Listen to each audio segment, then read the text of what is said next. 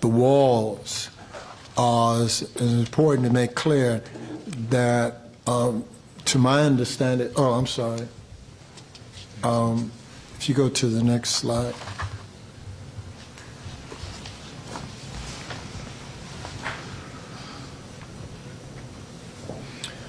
It's important to note that Roosevelt Tucker's point insisted that the scope of the ground-penetrating radar be limited to the immediate area around the boundary of the site.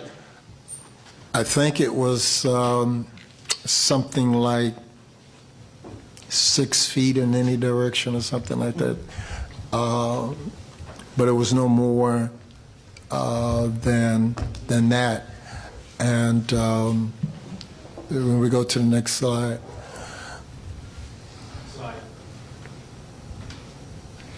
So of equal importance with the ground penetrating radar survey documented the transition via aerial photos, and this is all in the report that you have, taken in 1973 showing no... Sorry, what report are you referring to?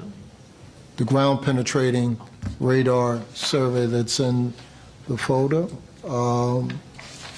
It is... from the Ombudsman report or from Dr. Triggs' report? This is Dr. Triggs' report. You're making reference to that?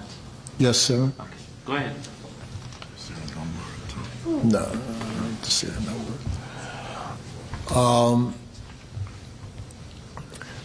So in the report, it shows that in 1973, there were no monument tops, and in 1997, there were tops.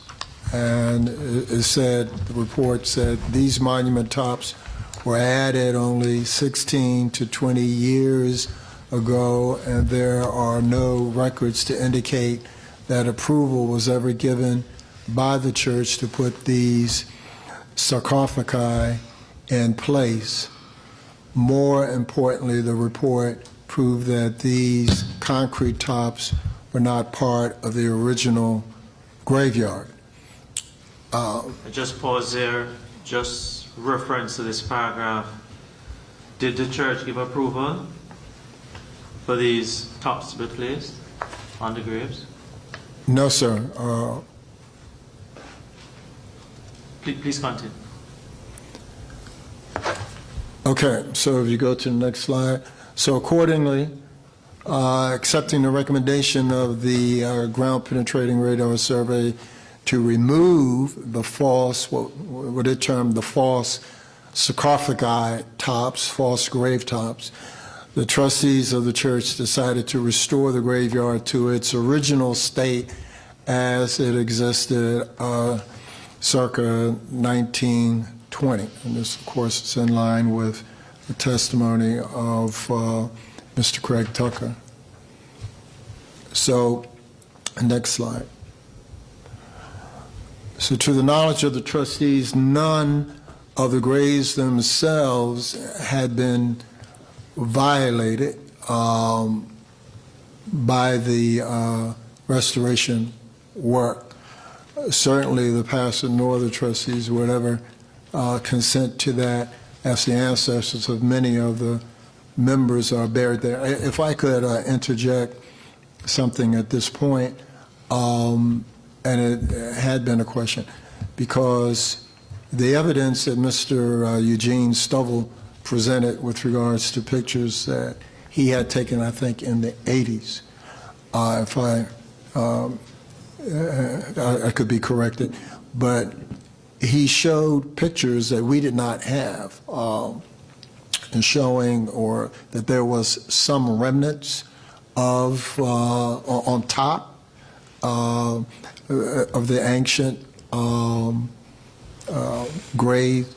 We did not have that information, but at the time when the ground penetrating survey was done and the trustees consented to the work, the trustees were under the were given the assurance that nothing of the original graves was going to be disturbed or violated. And so I just wanted to interject that. And next slide, please. I have control.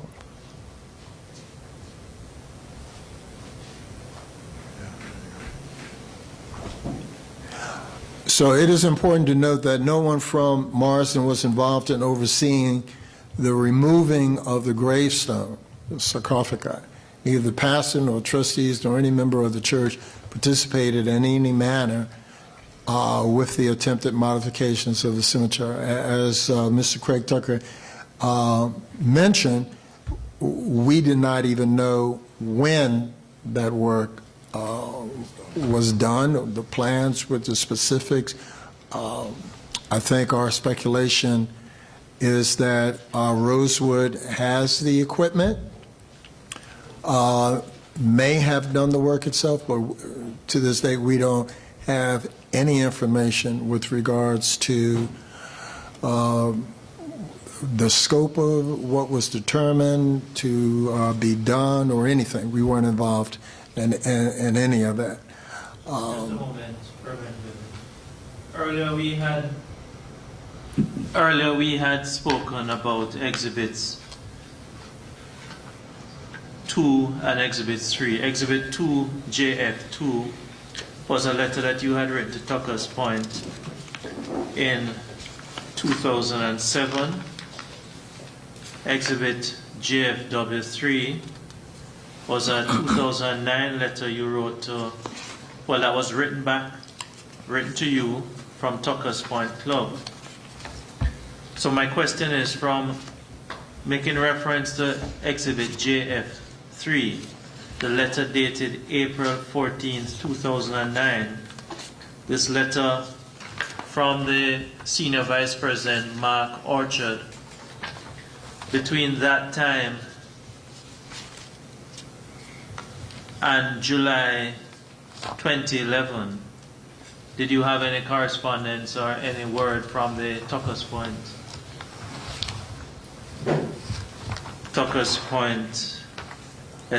Point Club members? Did you hear from them at all? With regards to what? With regards to the cemetery and the maintenance of it.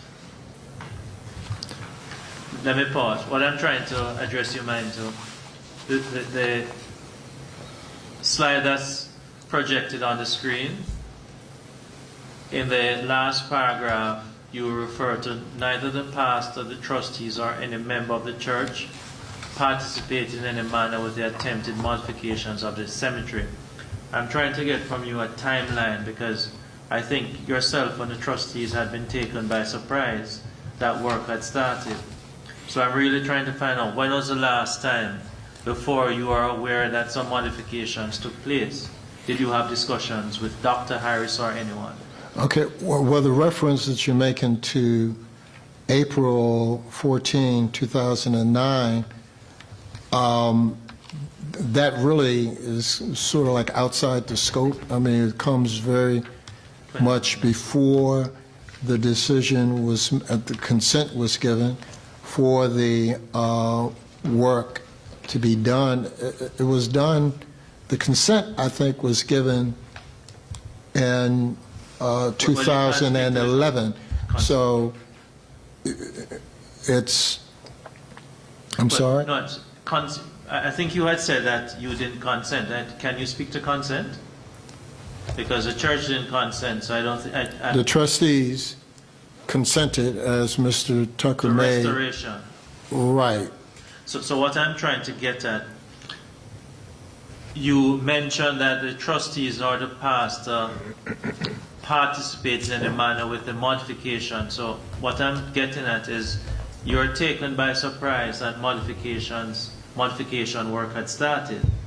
I'm trying to ask you to address your mind, even utilizing now Exhibit 4, which is a July 13, 2011 letter.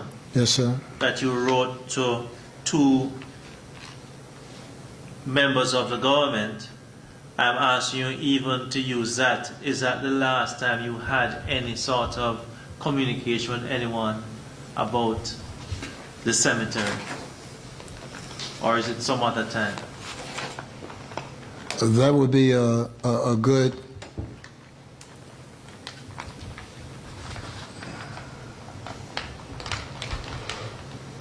It was shortly after this letter was received by the individuals at Tucker's Point that they gave consent. At the date of this letter, Ed Harris, as in number 4 of the letter, says, Mr. Ed Harris, the director, informed us in June that Tucker's Point had refused to give him access. So it was shortly thereafter they received this letter, well, the letter that was sent to them, that they consented to it. And then the ground penetrating survey was done in September of 2011. Or wait a minute, what was the date? I'm sorry, August 30th and 31st. That's when the ground penetrating survey was actually done.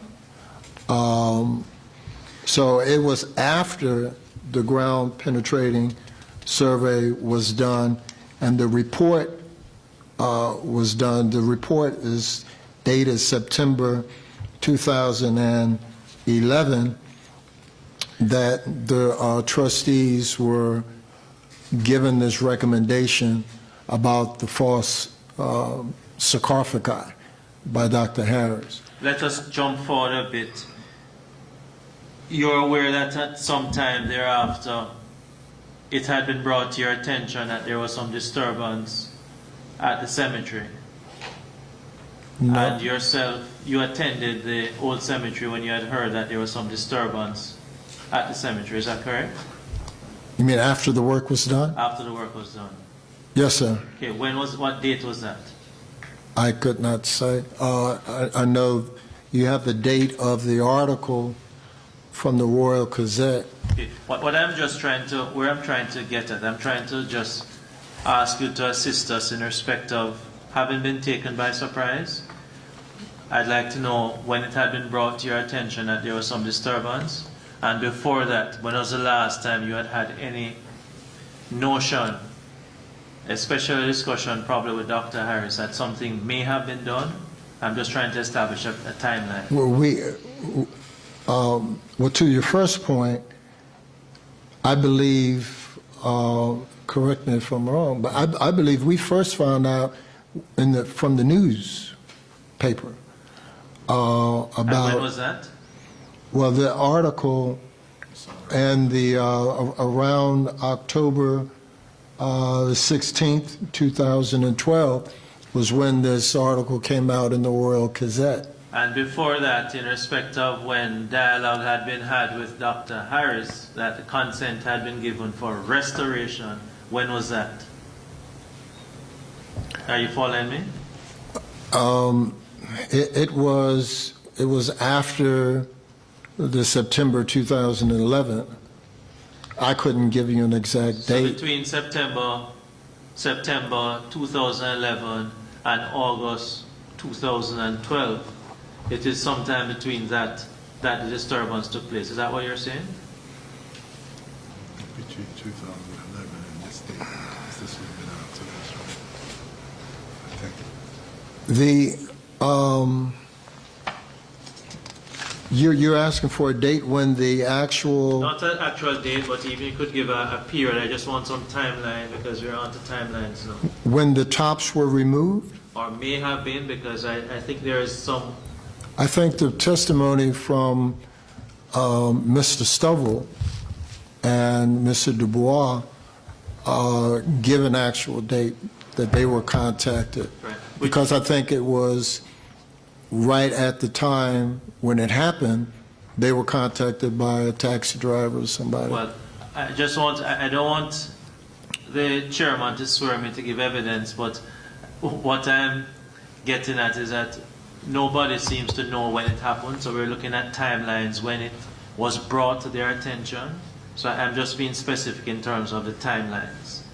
But in respect of August 2011, between August 2011 and September 2012, it is within that timeline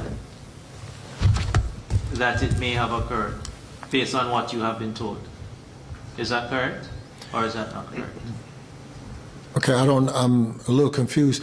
As I was saying, to my best recollection, the testimony that was given by Mr. Stovall and Mr. Dubois actually pinpoints, like within a day or so of when this occurred, they were contacted, that the work was actually in progress. And they went, and so I think that their testimony would cite an actual date. I wouldn't dispute what they have given, because I don't have a date. Okay. All right. When it was done. Just before we go any further, can you just take us back to the persons that you had written this letter to? Who were the persons you wrote the letter to? Okay, it was The members of the senior persons in government. Who had you written the letter to? Derek Burgess, Wayne Parent Chief. I think the representative for our constituency was, I can get that information. And Mr. Parent Chief that you wrote to at the time, what did he have a designation in government at that time?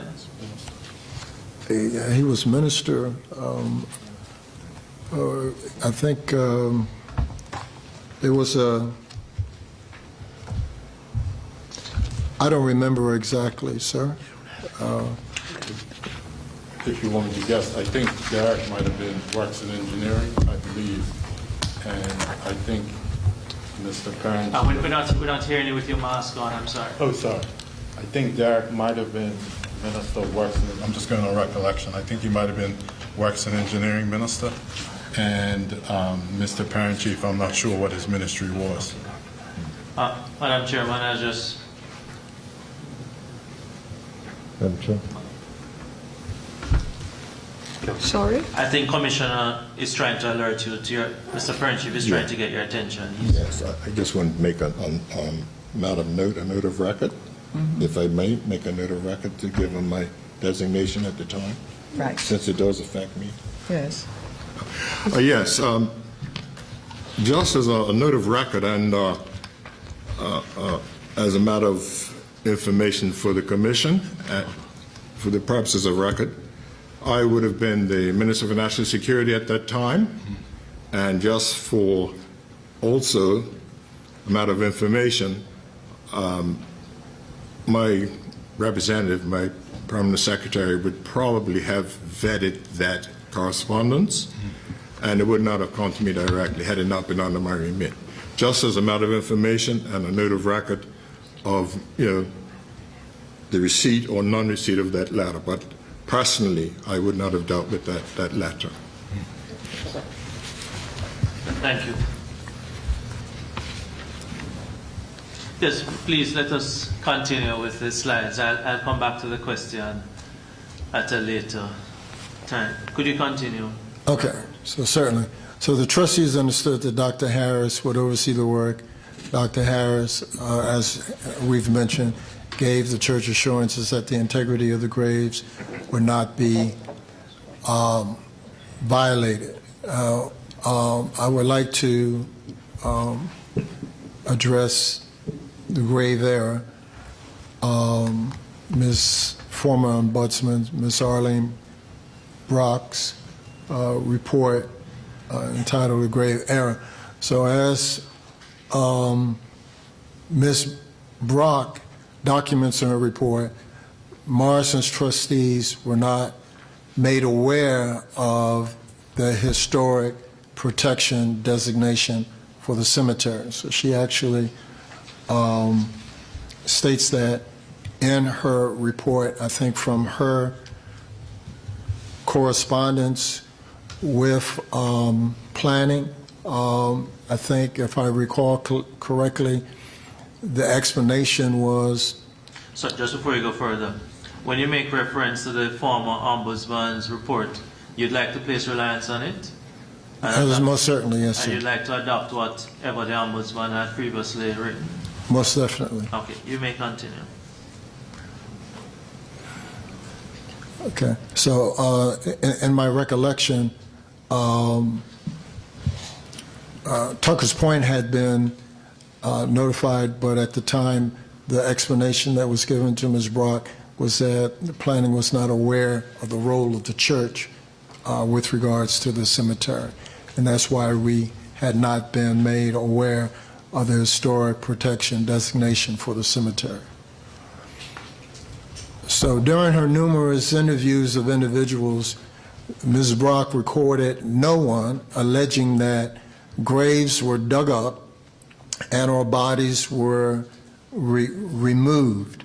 And she notes on page 3 of her report, I quote, "Note, the graves underground at Tucker's Point were not disturbed by the activity of mid-October 2012.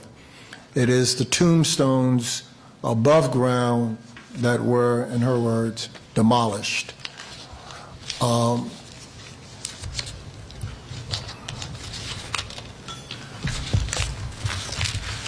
So with regards to Marsden's acceptance of the recommendation from the ground penetrating radar survey by Dr. Harris, Ms. Brock says, and this is on page 8, she says, "There is no reason to disbelieve Marsden and Rosewood Tucker's Point had they had any indication at all from the department prior to mid-October that the department was taking steps to list the cemetery in accordance with an ombudsman recommendation, they would not have proceeded with the demolition." Now, I'm not totally up on it, but I believe that there was 2 phases. I believe that there had been, because there was some back and forth between the ombudsman and the planner, there was a rebuttal that then Minister Fay made with regards to what the ombudsman had stated, that she was asking for additional protection and on top of what had already been granted, I believe in 2008. And eventually this other additional protection came in 2014. At that particular point in time, the church was notified. We were given all of the specifications as to what that historic protection entailed. We sent letter and communication saying we were totally in favor of that protection, those protections being placed on the cemetery, and participated in seeing that done. But this is sort of like, I think, in between. She is speaking about the forthcoming protection, which came, I think, in fruition in 2014, that at the time when the restoration work was done, had it been known that she's saying that the work would not have proceeded. So Ms. Brock actually goes on to document that the concrete tops were indeed added to the ancient graves. Now, this is on page 9 and 10, and she is referring to Oda Mallory, who, and this is on page 9 of her report, was a host of a popular radio show called The Living Memories, was alerted to the existence of the cemetery by a caller. I'm reading. Intrigued, she organized a visit accompanied by the late Bishop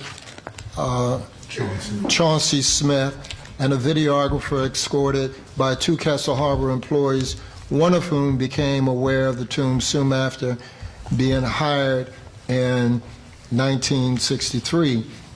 Fortunately, Ms. Mallory made an audio recording of the visit, and then she goes on to give the content of that audio recording. She says the group can clearly be heard identifying and describing 15 visible tombs. 9 were recognizable tombs and others were remnant stones.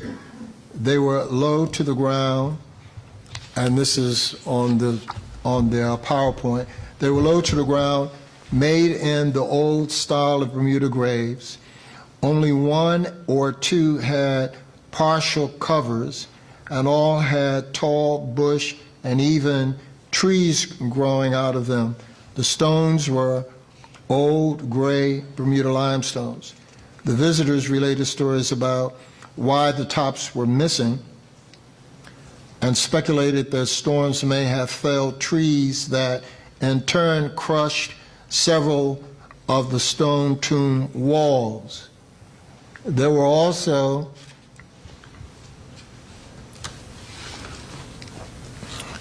a perimeter wall on the south and west sides of the cemetery. The Castle Harbor employees noted that from time to time the grass around the tombstones were mowed so that golfers could retrieve stray golf balls. However, they never interfered with the tombstones. The groundsman joked that Aunt Dinah's curse would befall anyone who did not maintain the graveyard. On Castle Harbor's map of the property, the area is marked as a preserved open space, but not identified as a cemetery. Ms. Mallory suggested that the tombs should be covered and that the perimeter wall should be rebuilt with a nice wrought iron gate. The employees echoed their interest in repairing the cemetery and adding an accurate plaque. 2 years later, the employees were responsible for rebuilding the cemetery wall with a wrought iron gate. Critically, the vegetation growing out of the open tombs was cut. Concrete slabs were placed on top. Now retired groundsman is adamant that in putting the concrete slabs on, he and the other workers patched up rather than shaved off in order to level the walls of the tombs. They were careful not to cut down or otherwise damage existing limestones. The evidence from this visit that the ancient limestone tombs existed and that the repairs were done in 1991 were merely to cover them with cement tops is pervasive. I'll stop at that time. Persuasive. Pardon? Persuasive. What did I say? Yes, sir. Thank you. So, so this is the crux of the matter, the tops. Now, from our point of view, the ombudsman, her report is called a grave error. There's a couple of errors. One error is in designating the restoration attempts as desecration. Let's just pause it.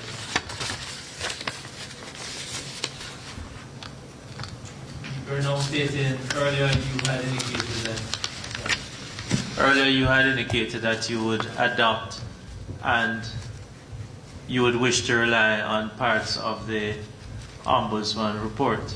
Yes, sir. In terms of the statement that Ms. Brock erred in designating the restoration attempts as desecration, you're not adopting that. You're rejecting that. Most definitely. Okay. Okay, continue. On page 3 of her report, she gives some definitions And under the definition for desecration, she says to damage, treat with disrespect, or violate the sanctity of a holy place or object. In addition to the removal, damage, or destruction of human remains, common law in the U.S. and U.K. deemed the removal, vandalism, and injury of burial grounds and tombstones to constitute desecration. So just a minute, do you have that on the slide that you could assist us and the commissioners? Do you have that as a slide, what you're reading from? It's in the binder. I do not have it on the slide. It's on page 3. The report in whole is not in the binder, but the parts that we are making reference to is in the binder. Sure, So- well, proceed. I just wanted to assist the commissioners to be able to follow. But you may continue. We'll just make a note. Could you just remind us of the page Page 3 of the grave error? of grave error. Okay, thank you. Yes, sir. Thank you. That's Marsden 008. Okay. Just one moment, please.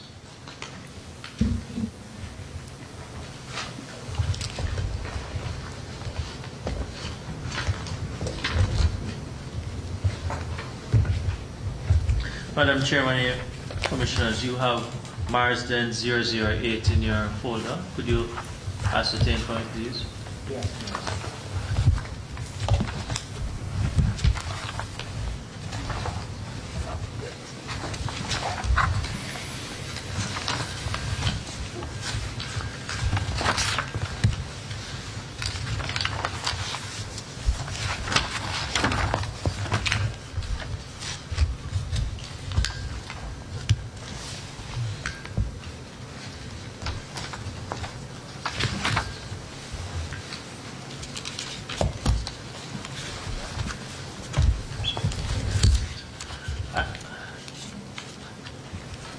And Marsden 008 is a copy of grave error.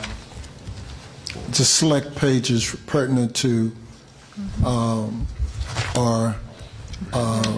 Where? grave error. I'm sorry. Madam Chairman, I just ask I think the Commission can take judicial notice of the Ombudsman report. I think it's a public document.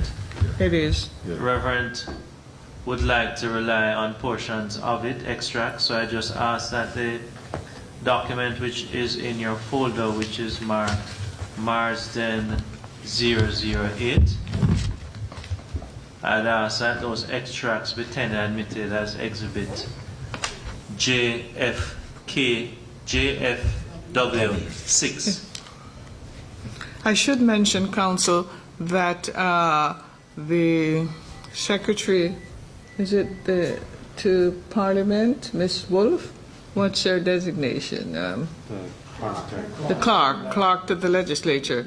She came in and she presented that document to us as well. It's already an exhibit. So that's an exhibit. Okay, very well. Well, I just wanted that abundance of caution. So the Right. witnesses place reliance on that exhibit to give his evidence. Right, so do I need to enter it? No, thank you. I will at a later stage, with the assistance of the clerk, on another day, indicate what exhibit it is. Right. But the witness would like to make reference to it now. Certainly. Please Be- proceed.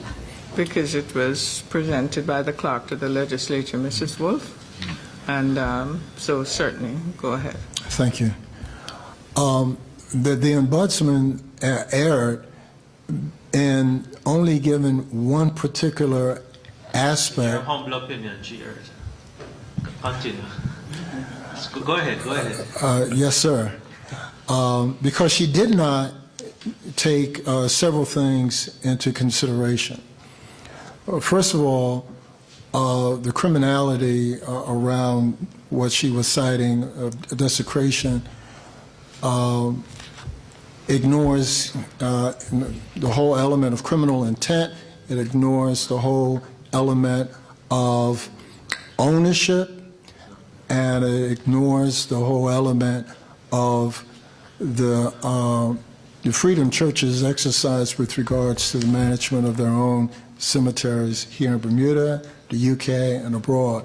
So That's why I made the submissions there with regards to this particular case, which was something that was settled on appeals. It's in the binder. I don't want to go into all of it, but just the intent in that case is that honest belief, whether justifiable or not, that property is the defendant's own, negatives or refutes the element of mens rea, which I understand is criminal intent. So it is not possible to exclude the words belonging to another, and this is at the end of that case. This is a quote of the judgment where the appeals, in that case, someone was convicted of doing damage to property where they were living because they were under the notion that the property belonged to them.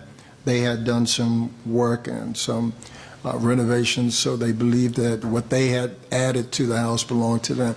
And so they were convicted of it, but on appeal, the conviction was overturned based on this. They said it is not possible to exclude the words belonging to another, which describe property, applying the ordinary principles of mens rea, the intention and recklessness and the absence of lawful excuse required to constitute the offense have reference to property belonging to another. Now, I'm not a lawyer or anything, but to me it's just simple as this. Someone cannot be accused of breaking and entering into their own home. You know, how can the church, which owns the cemetery, is the custodial ownership, be accused of desecration when there's no ill intent to be done? We're not talking about property that belongs to another. And the laws, both here in Bermuda and in the UK, which I have put and submitted as evidence, against damaging property has to do with property that does not belong to you. It's property not your own. And certainly the intended cosmetic changes to the graves by the custodial owners of the cemetery can hardly be called desecration. Okay, Now, just Madam Chairman, as we know, Reverend Whalen has standing. He is asking that the authority of David Raymond Smith, which is a Court of Appeal decision from the Criminal Division, it's labeled Marsden 011 in your bundle. David Raymond Smith, Court of Appeal, Criminal Division. It's 9th of November 1973, labeled Marsden 011. I would just assist him. He would like it to be tender admitted as Exhibit J. So that's David Raymond Smith, dated the 9th of November 1973, Chairman. In your bundle, it has the Marsden 11. Marsden 11. Could it be tender and admitted as an Exhibit J FW 6? Mr. Reverend would like the commissioners to consider it when you're making your deliberations. Very well. I've entered it as JMW 6. This David Raymond Smith, 9th of November 1973, CA judgment. It's a Court of Appeal judgment, yes? That's the whole case. I'm just looking to see if it's a Court of Appeal. Yes. Thank you, counsel. You may proceed. yes. Now, in speaking with here locally, those who church authorities who have management of cemeteries, it's clear that the churches with cemeteries exercise some freedom in regards to their own internal decisions as far as how they care for, manage, restore their own cemeteries. As has been alluded to before, laws are in place with regards to the handling of the remains themselves. And this quote here comes from something that was taken online with regards to, it says, replacing a headstone law. It says, only the registered grave owner is legally entitled, and this is in that, this was part of Marsden, this is Marsden 012, which is just simply copied from the internet with regards to management of a cemetery, and particularly I'm making reference to what they on the back page, replacing a headstone law. It says only the registered grave owner is legally entitled to replace a headstone. If anyone else erects a memorial without their support, it can be removed in compliance with laws supporting the removal of any unauthorized items from the gravesite. So it's basically these 3 points that we're making with regards to what I attribute the ombudsman driving in a nail that was crooked, okay? Meaning I understand what her concerns was, but by labeling what the Royal Gazette, I think, properly called restoration work as desecration, she really did a disservice because it implied some kind of ill intent. It implied that there was some abuse or criminality in damaging these graves, and also it ignored the fact that the church, which is, as Mr. Tucker mentioned, was concerned about, as it felt, what was best for the graveyard, its graveyard, which was to restore it back to its original state. Now, in hindsight, we did not have photos that Mr. Eugene Stovall had, and of course the ombudsman did uncover some information that we were not privy to, and we did not were not on site in terms of the work actually being done, but the church in no way, shape, or form participated or were complicit in the desecration of its own cemetery. I just want to just cite that for the record. You know, when you nail in a nail, if you're nailing something together and it's going in crooked, it's going to come out and it's going to snag, it's going to cause some disruption. And unfortunately, by her stating that, it became a great deal of angst for a lot of individuals in the community, asking why in the world would a church, you know, be party to such a thing. But by saying that, you wish it to be made abundantly clear that the church did not intend to in any way destroy the tombs, but in fact you meant to do something else. Is that what you're saying? And it will become clear because subsequently what transpired after that was an effort going through planning with the assistance of Dr. Harris to get planning approval for a memorial, a nice memorial there, and caring for the wall, for the whole cemetery restoration. It was a process. This was part of a process that we were engaged in, which was to, as the church at the time felt, properly honor that site in an appropriate kind of way. And so that's why you see submissions there. We had a meeting afterwards requesting input in 2012, October 9th, from the community in terms of how the grave site should best be memorialized.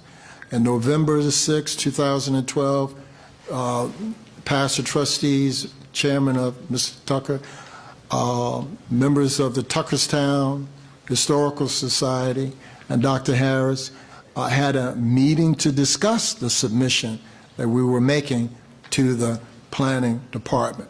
Okay, thank you. so- I'm just going to ask you to have a look at a document. Yes, sir. This document, based on your evidence so far, it precedes the 20 years that you have been there. I'm just going to ask the chairman and commissioners just to have a look at it just before I show it to you, Madam Clerk. I'm just going to ask you to have a look at it, Madam Clerk. Should somebody fetch the document from council, please? I wish to show this to the witness. Could you just show it to the chairman?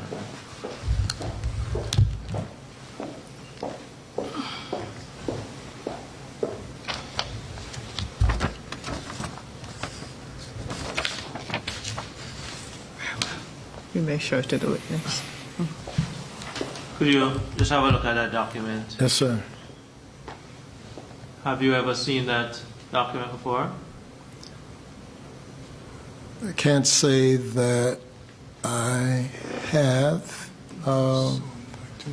This was my predecessor.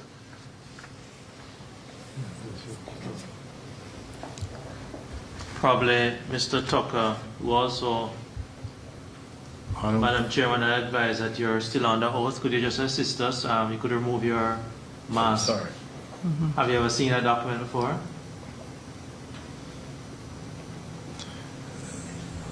The picture looks familiar to me only because Miss Talbot is in there, Yeah, the lady. I remember her. She used to attend Marsden. And I think I recall seeing that before. And could you, Mrs. Talbot is in the picture? Yeah. One of your congregation members? Yeah, I do know. Yeah. That document, could you say what that is? Me? Yes. Yeah, okay. Go ahead, Mr. Tucker. What is that document? Bermuda Sun, November 29th, 1996, Tuckerstown Graveyard restored. So it's a newspaper clipping, yes? That's what you want? Yes. Okay. I'm just going to ask that that be made an exhibit. And please repeat what it's called for me, Mr. Tucker. It's dated November 29, 1996. 1996, and it's headed? Tuckerstown Graveyard restored.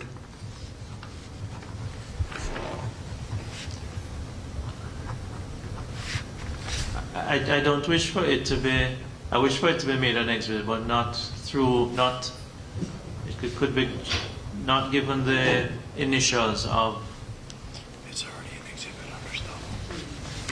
It's already an exhibit already an under, exhibit. under Thank you. Stubble, please. Thank you very much. Eugene Stubble. Thank you. No, that extract, as you'd see, it's a previous an exhibit. It had been put in through Mr. Stubble. It refers to restoration work, but I show it to you at this stage because you were at pains earlier to mention on your earlier slide that which you wish to correct something that had been stated by the Honorable Ombudsman. and you were indicating that, in fact, what the church meant to do was restoration. And I Yes, just sir. want to know, what I'm asking you directly, if in fact there is some disturbance to include the cover, the concrete slab that is on it. It was not your intention, you say, to destroy, to desecrate. It was along the lines of restoration. That is what you sought to do. Yes, sir. And of course, language is very important. There's a big difference between destruction and restoration. Okay, we can continue. Okay. Council, remember we're breaking at 3 o'clock, so we'll do so at a convenient point. Very well. I'll have the last. If I could just show just this one section with the planning. So this was the formal application to planning that was submitted. The architectural form, Othello Wood, was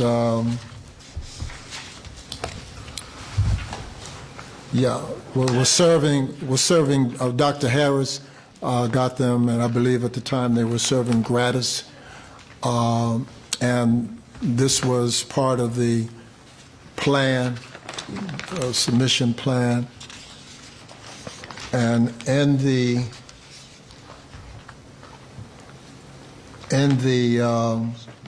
Who submitted that document? Can you say? this was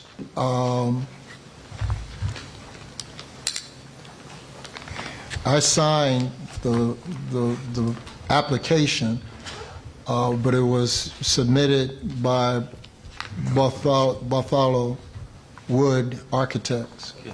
So just to go back as we wrap up, the document that you referred to in your slide presentation, could you just take us back to the slide, please? You, on behalf of the church, made an application for development of what? Well, actually, it was Dr. Harris who, But you signed it. yes, And what were you seeking to development of what? the cemetery.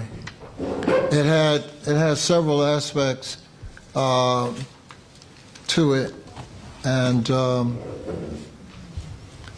I believe there's a letter.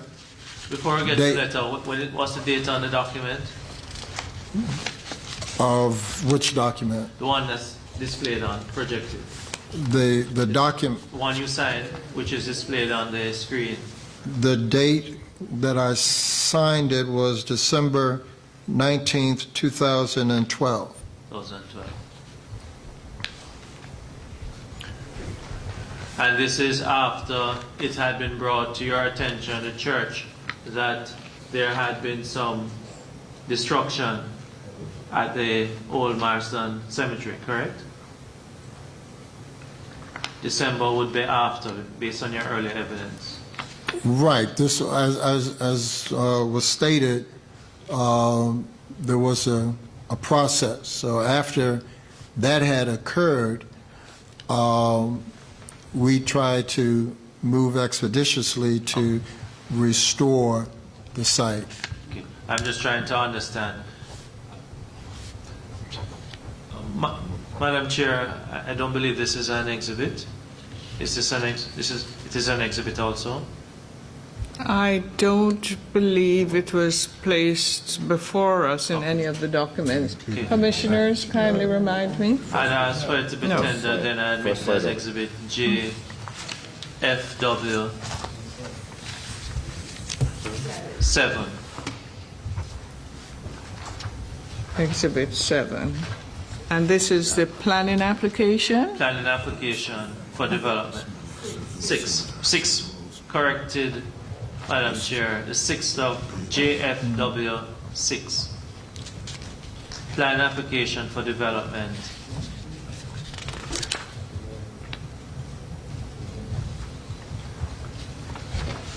And the next number you say is, 6. but I have, I think earlier when I had sought asked for to 6, it ask was for 6, it the already- matter that was previously produced by Mr. Stovall. Yes, madam. So this is 6 then.